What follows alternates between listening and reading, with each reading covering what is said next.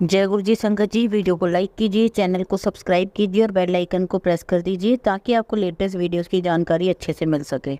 जय गुरु जी संगत जी, गुरु जी का अनंतम शुक्राना, गुरु जी के श्री चरणों में कोटि कोटि प्रणाम और गुरु जी की प्यारी संगत को भी जय गुरु जी। संगत जी, आज का सत्संग भी बहुत ही सुंदर है, बहुत खास है और बहुत ही महत्वपूर्ण है। आप सभी अंत तक सुने और पूरा सुने। अगर आप भी अपने सत्संग शेयर करना चाहते हैं तो हमारी ईमेल आईडी और व्हाट्सएप पर शेयर कर सकते हैं। यदि आप चाहें तो ईमेल आईडी और व्हाट्सएप पर टाइप भी कर सकते हैं। आज का सत्संग गुरु जी की संगत इंदिरा आंटी का है। चलिए संगत जी, आंटी जी का सत्संग शुरू करते हैं। जय गुरु जी, शुक्राना गुरु जी, सभी संगत को मेरा प्रणाम और जय गुरु जी। जय गुरु जी संगत जी, सत्संग जीवन को निर्मल और पवित्र बनाता है, हमारे मन के विचारों को दूर करता है। सत्संग क्या है? किसी भी प्रकार से भगवान की भक्ति करना ही सत्संग है, किसी भी प्रकार से ईश्वर के गुणों का वर्णन करना ही सत्संग है। गुरु जी कोई साधारण व्यक्ति नहीं है, उनमें भगवान शिव की एक शक्ति है। गुरु जी इज अ लाइट डिवाइन, जो इस धरती पर लोगों को ब्लेस करने और लोगों में इंसानियत जगाने आए थे। गुरु जी ने हम जैसे हजारों लाखों लोगों की प्रॉब्लम को, सफरिंग को ख़त्म किया है। गुरु जी हमेशा अपनी संगत को शिक्षा देते थे कि गॉड इज़ ऑलवेज वन। वह हर जाति धर्म के लोगों को खुले दिल से स्वागत करते थे। मंदिर के दरवाजे सभी व्यक्तियों के लिए खुले हुए थे, क्योंकि गुरु जी कभी किसी में डिस्क्रिमिनेशन नहीं करते थे। हमेशा गरीब लोगों की मदद करने की शिक्षा दिया करते थे। गुरु जी अपनी संगत को बहुत चाहते थे, बहुत ही प्यार करते थे। गुरु ji is divine, guru ji is ultimately is knight magician and priest is a god. Guru ji भगवान हैं, परमात्मा हैं, महाशिव हैं, महापुरुष, परमपिता हैं, अंतर्यामी हैं। मैंने हमेशा देखा है कि गुरु जी कभी भी किसी भी समय किसी भी व्यक्ति को अपने पास बुला लिया करते थे। जहाँ उन्होंने देख लिया कि किसी को प्रॉब्लम है तो किसी ना किसी के ज़रिए उस व्यक्ति को अपने पास ही बुला लिया करते थे। जो भी व्यक्ति गुरु जी के पास पूरी श्रद्धा से, पूरे विश्वास के साथ आता, उसकी समस्या हमेशा के लिए दूर हो जाती थी। गुरु जी हमेशा कहा करते थे, विश्वास करो, मंगो नहीं, मन्नो गुरु जी को। बहुत बहुत शुक्राना कि गुरु जी ने मुझे और मेरे अंकल को ब्लेस किया। मैं, मेरे घर वाले, मेरे अंकल, मेरे बच्चे, मेरे पति, हम सब बहुत खुशकिस्मत हैं जो हम गुरु जी महाराज से साक्षात मिल सकें। मेरी पूरी लाइफ गुरु जी की गाइडेंस में ही है। मेरी लाइफ में हर पल गुरु जी का साथ है। मैं सबसे पहले तो अपनी जर्नी बताना चाहूँगी कि मैं गुरु जी से कैसे मिली। मेरी क्लाइंट है शिखा आंटी। उनके हस्बैंड बहुत अच्छी जन्मपत्री पढ़ते, ऐसा उन्होंने बताया। तो 1999 में मैं उनके घर अपनी बेटी की जन्मपत्री का बनवाने के लिए गई। ड्राइंग रूम में एक बहुत बड़ा स्वरूप लगा हुआ था। वो स्वरूप देखते ही रह गई मैं, और स्वरूप को देखकर मुझे इतनी शांति मिली कि मैं बता नहीं सकती। बहुत अच्छी फीलिंग आई, बहुत शांति लगी, मन को सुकून लगा और ऐसा लगा कि मैं स्वरूप देखते ही रहूं। वो स्वरूप था गुरु जी का। उस स्वरूप में गुरु जी ने लाल चोला पहना हुआ था और अपने दोनों हाथों से अपने दोनों गाल पकड़े हुए थे। मेरी नज़र स्वरूप से हटी ही नहीं। मैंने शिखा आंटी से पूछा कि आंटी ये किनका स्वरूप है? तो उन्होंने मुझे बताया कि यह तो गुरु जी का स्वरूप है। तो मैंने उनसे पूछा कि कभी आप गुरु जी से मिले हो? तो उन्होंने मुझे बताया कि हर शनिवार वे गुरु जी के दर्शन करने जाते हैं एम्पायर स्टेट में। तो मैंने शिखा आंटी को कहा कि मुझे तो भी गुरु जी के दर्शन करने हैं, मुझे भी आप गुरु जी के दर्शन करने लेकर अपने साथ जाओ। तो उन्होंने मुझे कहा कि मैं ज़रूर आपको शनिवार को लेके जाऊंगी। गुरु जी अंतर्यामी है, शायद उन्होंने ही मुझे अपनी शरण में बुलाया है। शिखा आंटी मुझे एम्पायर स्टेट लेके गई, उन्होंने मुझे गुरु जी से मिलवाया। मैंने गुरु जी के श्री चरणों में शीश झुका के माथा टेक और बैठ गई। वहाँ पर बहुत संगत बैठी हुई थी, चुपचाप शब्द सुन रही थी। मैंने देखा कि वहाँ कोई किसी से बात नहीं कर रहा। जल प्रसाद लिया, मैंने चाय प्रसाद ली और कुछ ही देर में लंगर प्रसाद खाया, जो कि बहुत स्वादिष्ट था। तो वहाँ पता चला कि जो लंगर प्रसाद वहाँ खाएगा वह दवाई है और जो घर ले जाएगा वह मिठाई है या खाना है। वह गुरु जी के पास इतनी खुशबू आ रही थी कि ऐसे लग रहा था, ऐसा मन कर रहा था कि बस गुरु जी को देखते ही रहें। उनसे तो नज़र भी नहीं हट रही थी। और मैं शनिवार को पूरी कोशिश करती थी कि मैं वहाँ जाऊँ, उनके दर्शन करूँ। एक दिन गुरु जी ने मुझे अपने पास बुलाया और कहा, कहते हैं आंटी हर वेले जय गुरु जी, जय गुरु जी, जय गुरु जी नहीं करते। मैं हैरान हो गई और मैं सोचने लगी कि इनको कैसे पता कि मैं हर समय हर वक्त ही जय गुरु जी करके गुरु जी को याद करती रहती हूँ। मेरे साथ मेरे सानी अंकल, मेरी बेटी कनिका, मेरा बेटा लक्ष्य भी आए हुए थे। हम पूरे परिवार के साथ कई बार एक साथ गुरु जी के दर्शन करने जाया करते थे। और शिखा आंटी तो गुरु जी का जो चोला है वह ड्राई क्लीन करवाने के लिए ले जाया करती थी, तो उनकी पूरी कार गुलाब की खुशबुओं से महक जाती थी। एक दिन मैं और कुछ संगत गुरु जी के पास शाम को बैठे हुए थे। बस थोड़ी सी ही संगत रह गई थी। गुरु जी अपना चोला बदल के बाहर वापस आए। तो हम सभी को एकदम से गुरु जी ने कहा, चलो रात भी हो चुकी है। लेकिन गुरु जी ने कहा है तो चलना ही था। जैसे ही गुरु जी ने कहा चलो, सब उठ के गुरु जी के साथ अपनी अपनी गाड़ियों में चलने लगे। अब गुरु जी कुतुब मीनार के पास किसी के घर पर फर्स्ट फ्लोर पर रहते थे। उनके घर ले गए, वहाँ चाय प्रसाद लिया और गुरुजी बातें करने लग गए। सारी संगत नीचे कारपेट पर बैठ गई और थोड़ी देर में गुरुजी ने मुझे इशारा किया और अपने पास बुलाया और गुरुजी ने कहा कि मेरी ना पीठ के नीचे। मैंने सोचा कि गुरुजी क्यों पीठ मलवा रहे हैं। मैं सोचने लगी कि उन्हें क्या हुआ है, वो मुझसे पीठ क्यों मलवा रहे हैं। और मैंने धीरे धीरे उनकी पीठ मलना शुरू की। गुरुजी का शरीर इतना मुलायम था कि मुझे तो हाथ लगाने में भी बहुत डर लग रहा था। तो गुरुजी ने कहा कि नहीं नहीं, ऐसे नहीं, ज़ोर ज़ोर से मल। तो उनकी पीठ इतनी नरम और मुलायम थी कि ज़ोर ज़ोर से मलने से उनकी पीठ पूरी लाल हो गई। और बस गुरुजी की पीठ मलते मलते थोड़ा टाइम हुआ, गुरुजी ने कहा जा तेरा कल्याण किता। उस समय मुझे समझ नहीं थी कि इन शब्दों का मतलब, इन शब्दों का मायने क्या है। और मुझे यह भी नहीं समझ आया कि गुरुजी ने अपनी पीठ क्यों मलवाई। उनकी पूरी पीठ लाल हो गई, मुझे कुछ समझ नहीं आया। तो अब मुझे ऐसा लगता कि शायद गुरुजी को मेरे अंदर कोई प्रॉब्लम दिखी, कोई बीमारी दिखी, जिसका कष्ट उन्होंने मुझे इस प्रकार से कटवाया। गुरुजी को कोई सफरिंग बताने की ज़रूरत ही नहीं पड़ती थी, वह अपने आप जान जाया करते थे और ठीक कर देते थे। अब मैं अपने आप को मानती हूँ कि मैं बहुत भाग्यशाली हूँ कि मैंने अपने हाथ से गुरुजी की पीठ मली। जय गुरुजी, शुक्राना गुरुजी, आपका बहुत बहुत शुक्राना। मेरे को एकदम से गुरुजी के चरण दिखे वहाँ सोफे पे, एकदम से पूरे नीचे के फिट सच में दिखे, मजाक नहीं करूँगी मैं। ऐसा कभी बोलती हूँ आपको, मतलब कहाँ बैठे बैठे नहीं दिखे, सिर्फ चरण दिखे मेरे को। कहाँ पर, इसके ऊपर, कुर्सी के ऊपर ऐसे वाले, ऐसे चरण दिखे, ऐसे ब्लेस हो इतने फीट, इतने बस चरण दिखे गुरुजी। पहली बार मेरे को कुछ दिखा है। जय गुरुजी, जय गुरुजी। इसमें कि रहने दो, नहीं नहीं, वो तो ऐसे डाल दो। क्या आप कहीं नहीं? संगत जी, एक शाम को मैं गुरुजी के पास बैठी हुई थी और मैंने गुरुजी को बताया कि गुरुजी मैं मेडिसिन हर शाम लेती हूँ और बहुत सालों से ले रही हूँ। तो गुरुजी ने मुझे देखते हुए कहा कि मेडिसिन छोड़ दे, कोई लोड नहीं खाने दी। अब गुरुजी ने कहा तो जो इतने सालों से मैं मेडिसिन खा रही थी वह मैंने गुरुजी के कहने पर छोड़ दी। और यह सिर्फ गुरुजी की ही कृपा है, ब्लेसिंग्स है। और जब भी मुझे गुरुजी की खुशबू आती है मैं समझ जाती हूँ गुरुजी मेरे अंग संग हैं। संगत जी, एक शाम को जब मैं गुरुजी के पास बैठी हुई थी तो गुरुजी ने मुझे अपने पास बुलाया और कहा मेरी नाभि सूंघ लो। उनकी मैंने नाभि सूंघी, इतनी प्यारी, इतनी अच्छी खुशबू आ रही थी। तो गुरुजी ने मुझसे पूछा कि बता ये कैसी खुशबू है। मैं नहीं बता पाई कि खुशबू कैसी है। तो गुरुजी ने मुझे कहा कि यह तो कस्तूरी की गंध है, क्योंकि संगत जी ऐसी खुशबू मैंने पहले कभी भी स्मेल नहीं की थी। बहुत ही प्यारी खुशबू थी। यह सब गुरुजी की ही महिमा है। मुझे लगता है कि मैं कितनी किस्मत वाली हूँ जो मैंने गुरुजी की नाभि की खुशबू ली, स्मेल ली। जब भी हम गुरुजी की शरण में जाते बहुत सुकून, बहुत शांति मिलती। मैं जब भी गुरुजी के दर्शन करने जाती हमेशा गुरुजी कहा करते थे आया करो। और जब भी गुरुजी के माता पिता आते थे वह हमेशा संगत के साथ बैठा करते थे और गुरुजी के चरणों में सर झुकाया करते थे। एक सत्संग शेयर करना चाहूँगी कि गुरुजी ने एक लेडी को, जो कि बिल्कुल चल भी नहीं पाती थी, जो एक मिनिस्टर की वाइफ थी, उन आंटी को पकड़ पकड़ के लाया जाता था। धीरे धीरे गुरुजी की ब्लेसिंग से वह अपने आप ही चलने लगी।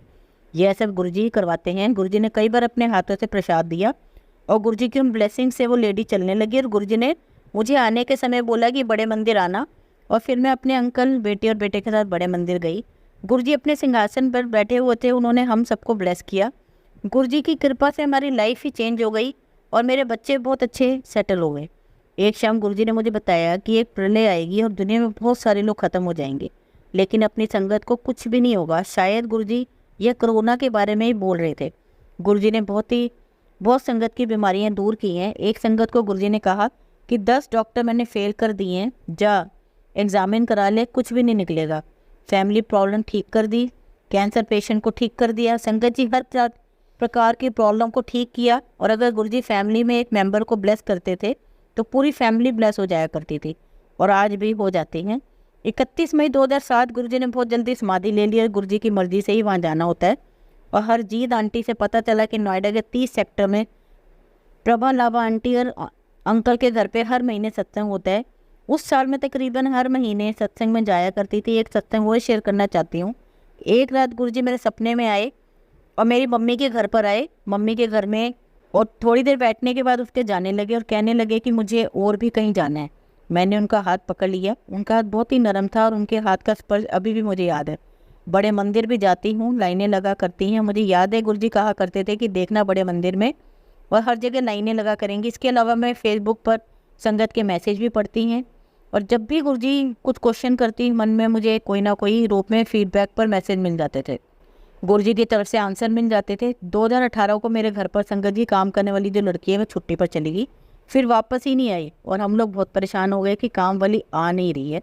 अब देखो गुरुजी ने कैसे लड़की को हमारे पास भेजा। उस लड़की ने जब अपना फ़ोटो भेजा और उसकी फ़ोटो में दीवार पर गुरुजी का स्वरूप लगा हुआ था, मैंने उस लड़की का स्वरूप देखते ही उसे फ़ोन किया और उसे बुला लिया। मुझे पूरा विश्वास है कि उस लड़की को गुरुजी ने ही मेरे पास भेजा था।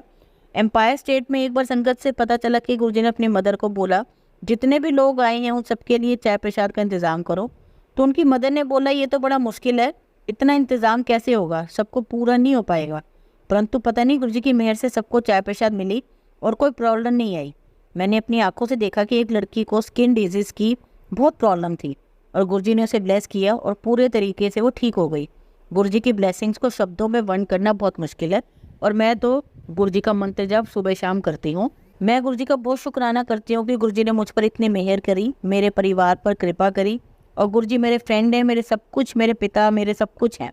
गुरुजी बस यही अरदास करती हूँ कि ऐसे ही सारी साथ संगत को मुझ पर, मेरी फैमिली पर अपनी कृपा बनाए रखिएगा। जय गुरुजी, शुक्राना गुरुजी। संगत जी, अब हम गुरुजी की ही पुरानी संगत कमांडर विमल नागपाल अंकल हैं, उनका सत्संग सुनेंगे। जय गुरुजी, शुक्राना गुरुजी। गुरुजी की प्यारी संगत को भी जय गुरुजी।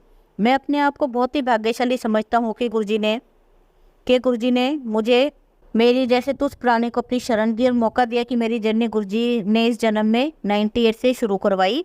मैं आर्मी में था उस समय और गुरुजी के पास एम्पायर स्टेट में मुझे मेरे सीनियर लेके गए थे। वहाँ मुझे बहुत अच्छा लगा, मेरे पूरे परिवार को बहुत अच्छा लगा। तो गुरुजी के पास हम गए, मैंने माथा टेका। मेरी आंटी मेरे साथ थी, मेरे 2 बच्चे थे। जब बड़े हो गए उस समय काफ़ी छोटे थे, बेटा कोई 8-10 साल का रहा होगा, बेटी तो बहुत ही छोटी थी।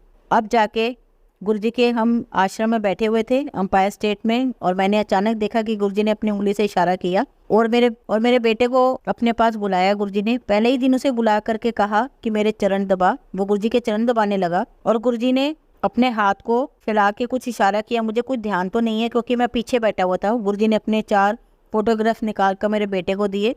तो पहले दिन ही गुरुजी ने 4 फोटोग्राफ दिए, मेरे लिए, मेरी आंटी के लिए, मेरे बेटे के लिए और बेटी के लिए। तो उससे मैं ये समझता हूँ कि गुरुजी ने हमारी एंट्री गुरुजी के दरबार में स्वीकृत कर ली थी, एक्सेप्ट कर ली। ऐसे गुरु और ऐसे महापुरुष के श्री चरणों में अपनी एंट्री रजिस्टर करने में सालों लग जाते हैं। संगत जी, जैसा कि मैं खुद सिख फैमिली को बिलोंग करता हूँ, जब भी संगत में शब्द चला करते तो गुरबाणी चला करती थी तो मुझे बहुत सुकून मिलता था। मुझे वह सुन के बहुत इंटरनल पीस फील होता था।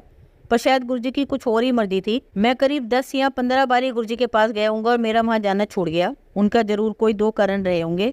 संगत जी, उन दिनों जब मैं गुरुजी के पास आया करता था, मैं यंग था, आर्मी में था, तो लोग बोला करते थे कि अरे यंग हैं, आर्मी में हैं, कहाँ गुरुओं के चक्कर में पड़ गए। और कुछ आर्टिकल्स भी मैंने पढ़े थे कि इस देश को किसी ने ख़राब किया है तो गुरुओं ने ख़राब किया है। और एक बड़े स्पष्ट बोलने वाले जर्नलिस्ट थे और उनकी राइटिंग ने भी शायद मुझे इन्फ्लुएंस किया।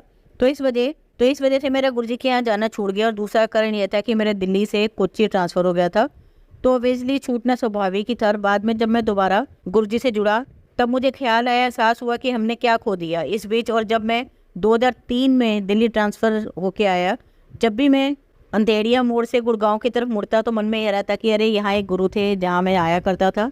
वो मेरे अंदर फील कर रहा था, वो खिंचाव में फील कर रहा था। तो मैं गुड़गांव में शिफ्ट हुआ और कहते हैं ना कि मध्यम तो कोई बनता है। मध्यम बने मेरे सीनियर, मेरे बड़े भाई, उन्हें संगत कमांडर अंकल के रूप में जानते हैं और मध्यम बने मेरे सीनियर के रूप में जानती है कमांडर शर्मा। तो एक दिन कर्नल शर्मा अंकल ने मुझे कहा कि विमल मेरे गुरुजी हैं, तुम चलोगे क्या? तो मैंने कहा कि 1 मिनट रुको, क्या आपके गुरुजी अंधेरिया मोड़ के आसपास रहते हैं? उनके चेहरे पर बहुत चमक है, उनके चेहरे पे तो नज़र भी नहीं टिकती, बड़े स्मार्ट से गुरुजी हैं। शर्मा अंकल मुझे कहने लगे कि तुम कैसे जानते हो? मैंने कहा कि खुद उनके हाथ के दिए हुए मेरे पास फोटोग्राफ्स हैं, उनके कहते हैं कि तो फिर चलो। फिर संगत जी, आप बिलीव करना, वो मुझे दोबारा लेकर के गए और जैसे ही मैंने इंटर किया तो वहाँ बहुत बड़ा फेमस जर्नलिस्ट जो बहुत क्रिटिकल आर्टिकल लिखता था, वह गुरुजी के चरणों में दबा रहा था। मेरा पहला फंडा क्लियर हुआ कि इतना बड़ा जर्नलिस्ट जो गुरुओं के बारे में बोलता था आज गुरु के चरणों में बैठा है, तो ऑब्वियसली ये है जो गुरु हैं कोई साधारण गुरु नहीं है, बहुत ही सच्चे गुरु हैं। संगत जी, जब मैं 98 के लगभग आसपास देखता था कि संगत आंटियां गुरुजी के चरण दबा रही हैं, कोई कंधा दबा रही है, तब मैं इतना बेवकूफ़ इंसान था, समझ नहीं पाया। तो बाद में जब दोबारा जुड़ा तो एहसास हुआ कि गुरुजी उन संगत का कल्याण कर रहे थे, उनके रोग दूर कर रहे थे, उन्हें जहाँ जहाँ से पेन होता था उन दर्द को दूर कर रहे थे। उन दिनों मेरे से छोटी बुआ करती और उसे स्कूल ट्रिप से जयपुर जाना था और हम लोग गुड़गांव में रहा करते थे। उन दिनों बहुत ज़्यादा टैक्सी भी नहीं चला करती थी, तो मुझे फैमिली ने कहा हुआ था कि आप ऑफिस से आज जल्दी आ जाना। मैंने कहा ठीक है। मैं ऑफिस से जल्दी निकला। मैं महरौली गुड़गांव रोड लेके घर आया करता था। तो जैसे ही मैंने अंधेरिया मोड़ से टर्न किया तो मेरी गाड़ी वैगनार का क्लच वायर टूट गया। अब क्लच वायर टूट गया तो गाड़ी चल नहीं सकती थी। मैंने कोशिश करके उस गाड़ी को थोड़ा साइड में खड़ा किया। तो पुरानी संगत को याद होगा, उन दिनों वहाँ पर कोयला बेचने वाली एक टाल हुआ करती थी। तो वहाँ जो इंसान बैठता था उस कोयले की टाल में, तो उसने मुझे बोला कि भाई साहब यहाँ से गाड़ी हटा दीजिए। तो मैंने कहा भाई साहब गाड़ी में प्रॉब्लम हो गई है, मैं कोशिश कर रहा हूँ, अब देखता हूँ क्या हो सकता है। तो मैंने उसे कहा कि मैं मारुति हेल्पलाइन वालों को फ़ोन करता हूँ। हेल्पलाइन वालों ने कहा ही नहीं आ रहे, और मैं गाड़ी को स्टार्ट करने की कोशिश करूँ कि शायद गाड़ी स्टार्ट हो जाए, और ऐसा करते करते करीब 1 घंटा बीत गया। और जो वहाँ कोयले की ताल में इंसान बैठा हुआ था मुझे बहुत परेशान करने लगा। मैं दोबारा कार में बैठा तो मुझे अचानक गुरुजी का ख्याल आया। मैंने सोचा कि गुरुजी तो बहुत कमाल करते हैं, चमत्कार कर देते हैं। संगत जी विश्वास करना, मैंने गुरुजी को सच्चे मन से प्रार्थना करी कि हे गुरु महाराज कुछ तो मदद करो, यहाँ मैं फंस गया हूँ। उधर मेरी बेटी फंसी हुई है, उसका फ्लाइट का टाइम हो रहा है। मैं ये प्रार्थना करके बाहर निकला, बाहर आया कार से। संगत जी आप विश्वास करिएगा प्लीज़ कि जो इंसान मुझे गाड़ी खड़ी नहीं करने दे रहा था वो वही इंसान कहता है कि भाई साहब आप बहुत परेशान हो रहे हो, खामखाई आप एक काम करो, यहाँ बैठो और चाय पियो।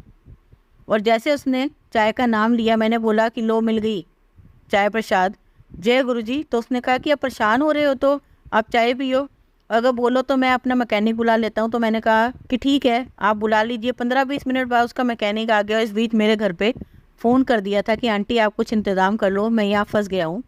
तो आंटी ने किसी से लिफ्ट लेकर के एयरपोर्ट ड्रॉप करने का इंतज़ाम कर लिया। वो मैकेनिक आया, तब तक बहुत अंधेरा हो गया था। उसने अंधेरे में ही मेरी गाड़ी की क्लच फायर चेंज करी, मेरी गाड़ी स्टार्ट हुई, चलने लगी। तो ऐसे गुरुजी महाराज आपके टफ टाइम में, आपके मुश्किल टाइम में कैसी मदद करते हैं, आपको बहुत सारे इंडिकेशंस देते हैं। यह मेरा एक छोटा सा एक्सपीरियंस था 2003 में गुरुजी से दोबारा जुड़ने के बाद। जब हम दोबारा जुड़े तो मेरे साथ मेरी मदर भी आना स्टार्ट हुई एम्पायर स्टेट। मेरी मदर को एक कान में कम सुनाई देता था और वह स्टिक लेके चलती थी। जब हम एम्पायर स्टेट गाड़ी बाहर खड़ी करते थे तब मेरी मदर स्टिक के सारे अंदर जाया करती थी। काफी सारी संगत ने देखा होगा कि बाथरूम के साइड में जो किचन है उस किचन के कैबिनेट पर गुरुजी वहाँ होते थे, और वहाँ एक दरवाजा है जहाँ पर मेरी मदर अपनी लाठी टिकाया करती थी।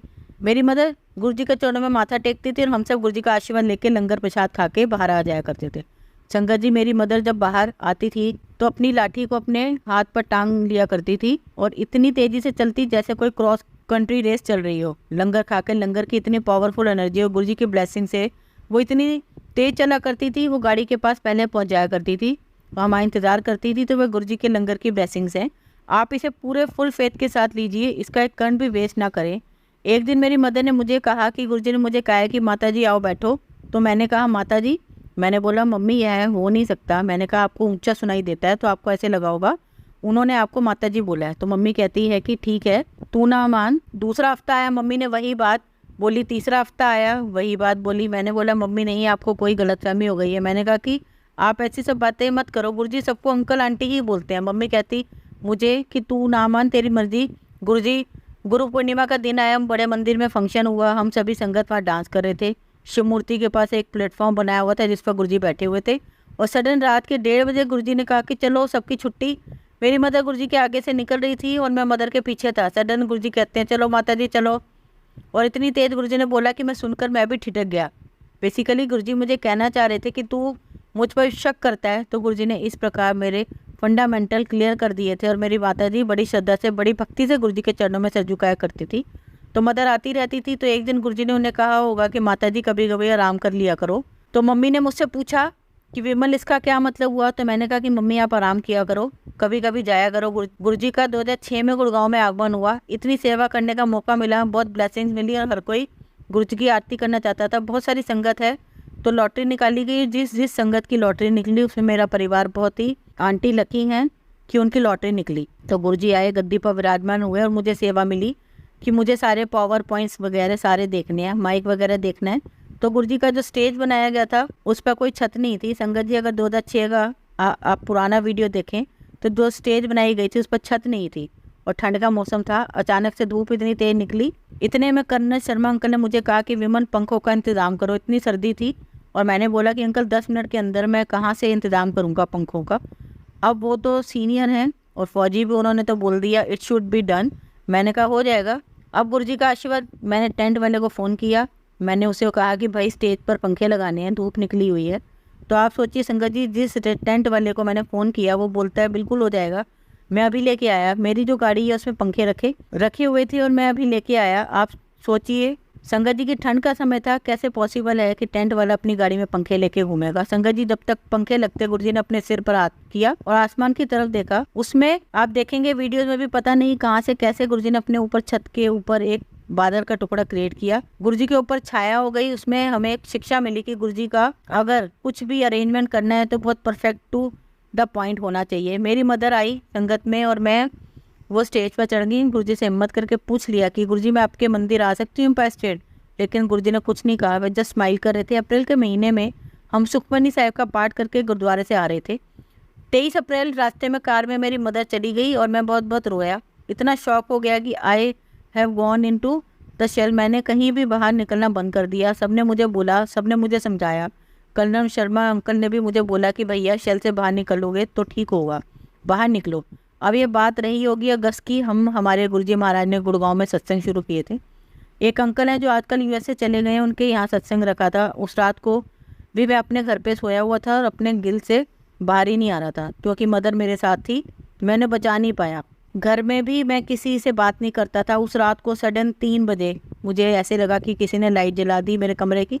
जब मैंने आंखें खोली तो पूरे कमरे में रोशनी भरी हुई थी, पूरी दुधिया रोशनी। और मैं बहुत परेशान हो गया और देखा कि मैंने साइड में गुरुजी खड़े हैं और एक ग्रीन कलर का चोला है गुरुजी का, वह डाला हुआ था गुरुजी ने। और मुझे कहते हैं अरे क्यों परेशान होता है, माता जी को लेके परेशान है, आ देख। मैंने सडन देखा कि गुरुजी, मेरी माँ गुरुजी के साथ खड़ी हुई है और मेरी माँ मुझसे कहती है कि अरे मैं ठीक हूँ, तू चिंता ना करया कर, रोया ना कर। और संगत जी वो दिन है और आज का दिन है, मैं कभी माँ के लिए नहीं रोया क्योंकि मुझे मालूम है वो जहाँ कहीं भी है मैं आज गुरुजी की शरण में है और बस यही प्रार्थना करता हूँ कि गुरुजी की शरण में ही रहें। तो इस प्रकार से गुरुजी की हमारे परिवार, हमारे पे, मुझ पर, मेरी माँ पर, सब पर गुरुजी की बहुत असीम कृपा रही है। संगत जी गुरुजी के ऐसे अनेकों कृपा, अनेकों ब्लेसिंग्स हमारे साथ हैं। गुरुजी जब भी कहीं कभी भी मुझे आज्ञा देंगे मैं अपना अगला सत्संग जरूर आपके साथ शेयर करूँगा। अभी मैं अपनी वाणी को यहीं विराम देता हूँ। जय गुरुजी, शुक्राना गुरुजी। संगत जी हमेशा हम अपने सत्संग का अंत एक बहुत ही खूबसूरत कहानी से करते हैं, तो आज भी हम एक ऐसी ही इंस्पायरिंग कहानी सुनेंगे। माइकल जॉर्डन का जन्म सन 1963 में ब्रुकलिन की झोपड़ियों में हुआ था। उनके पिता मजदूरी करते थे। माइकल जॉर्डन का बचपन गरीबी और भेदभावपूर्ण वातावरण में गुजरा। जब माइकल जॉर्डन 13 वर्ष के थे तो उनके पिता ने उन्हें पुरानी टी शर्ट दी और पूछा इस टी शर्ट की कीमत क्या होगी। जॉर्डन ने जवाब दिया शायद $1। पिता ने फिर कहा क्या तुम इसे $2 में बेच सकते हो? यदि तुम ऐसा कर पाओगे तो मैं समझूंगा कि तुमने अपने मम्मी पापा की मदद की है। जॉर्डन ने सिर हिलाया, बोला मैं कोशिश करूँगा। जॉर्डन ने टी शर्ट को सावधानी से धोया, फिर धूप में सुखाने के लिए डाल दिया। अगले दिन वो टी शर्ट को बेचने के लिए एक वेयर स्टेशन पर गया। वहाँ वह 6 घंटे से अधिक समय तक बेचने की कोशिश करता रहा। अंत में जॉर्डन टी शर्ट बेचने में कामयाब रहा। अब उसने $2 लिए घर भाग गया।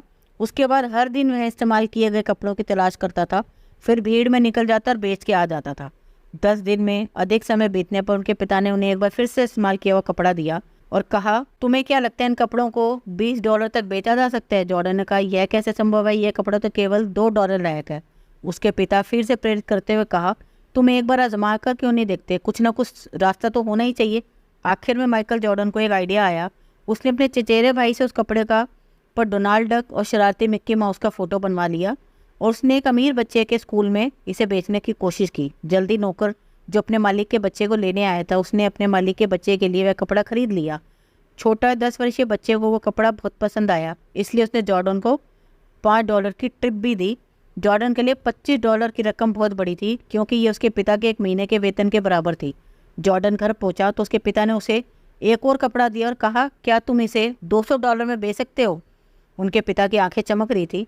इस बार जॉर्डन ने बिना किसी संकोच के कपड़ा बेचने के लिए ले लिया। 2 महीने के बाद लोकप्रिय फिल्म चार्ली एजेंट्स की अभिनेत्री फराह पॉकेट न्यूयॉर्क में एक प्रोमो करने के लिए प्रेस कॉन्फ्रेंस के बाद जॉर्डन ने फराह मार्केट के पास पहुंचने के लिए सुरक्षा घेरे को तोड़ दिया और साथ लाए कपड़े पर उनका ऑटोग्राफ मांगा। जब पॉकेट ने एक मासूम बच्चे को अपना ऑटोग्राफ मांगते देखा तो उसने खुशी खुशी कपड़े पर अपने हस्ताक्षर किए। जॉर्डन जोश में चिल्ला रहा था इस पर फराह पॉकेट ने ऑटोग्राफ दिया है, इसे मैं $200 में बेच रहा हूँ।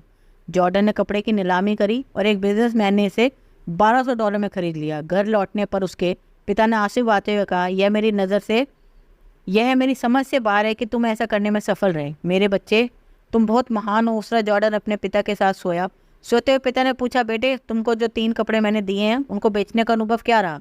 जॉर्डन ने भावुक होकर उत्तर दिया, यही कि जो दिमाग सोच सकता है उस तक पहुंचने का रास्ता भी कहीं ना कहीं ज़रूर होता है। उसके पिता ने सिर हिलाया और कहा, तुम जो कह रहे हो वह सही है। मैं तुमको यह बताना चाहता था कि $1 के लायक कपड़े की कीमत भी हज़ारों डॉलर में हो सकती है। उसी प्रकार हो सकता है अभी हम गरीब हैं, हमारी हालत ठीक नहीं है, हम उन्हें सुधार सकते हैं। यह इस बात पर निर्भर करता है कि हम उन क्षमताओं का उपयोग कैसे करते हैं जो हम में से हर एक इंसान में मौजूद है। जॉर्डन के दिमाग में तुरंत एक नया सूरज उगा। उसने सोचा कि एक सेकेंड हैंड कपड़ों को भी अपग्रेड किया जा सकता है, तो क्या मेरे पास खुद को कमज़ोर रखने का कोई कारण था? तब से किसी भी मामले में माइकल जॉर्डन को लगता कि उनका भविष्य खूबसूरत और आशावादी है। उन्होंने अपनी क्षमता का भरपूर सम्मान किया। वह दुनिया के सर्वश्रेष्ठ बास्केटबॉल खिलाड़ियों में से एक बन गए और सबसे अमीर एथलीटों में से एक बन गए। इसलिए संगत जी, हमें अपनी क्षमताओं का पूरा विस्तार करना चाहिए, हमें अपनी क्षमताओं को पूरा पहचानना चाहिए। और संगत जी, हर एक समस्या का कोई ना कोई हल ज़रूर होता है जो हमें उस समस्या से ना सिर्फ छुटकारा दिलाएगा बल्कि हमें शायद खुद बहुत ऊंचे मुकाम तक भी पहुंचा सकता है। इसलिए संगत जी, अपनी क्षमताओं को पहुंचने के लिए, मुश्किल परिस्थितियों से अपने आप को निकालने के लिए हर संभव प्रयास कीजिए। हल आपके पास ही होगा। जय गुरु जी, शुक्राना गुरु जी। संगत जी, अगर आपको आज का सत्संग अच्छा लगा हो तो आप इस सत्संग को संगत के साथ जरूर साझा करें, जिससे वो भी महाराज का दिव्य आशीर्वाद प्राप्त कर सकें। जय गुरु जी, शुक्राना गुरु जी।